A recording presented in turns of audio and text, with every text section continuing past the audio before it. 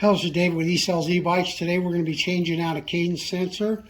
This is the cadence disc, and this should always be right up next to the sensor here. If this gets knocked loose or whatever, your sensor is no longer going to work for your pedal assist system. We've had a few issues, not many. I think we've had to replace 3 of these. This sensor here comes with a mounting bracket that actually you have to take the chain wheel off and the crank and all that assembly in order to change this mount.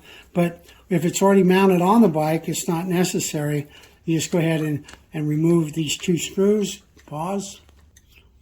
So now I'm going to put the new sensor back on, and as you see, I'm going to find the hole here, and I'm just going to go ahead and feed the screw into the hole just a little bit and get it going so the screw doesn't fall out.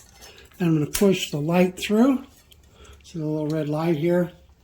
I'll just go ahead and lock that in place and go ahead and tighten this up now. And I'll do it on the other side, the other end down here, and we're done.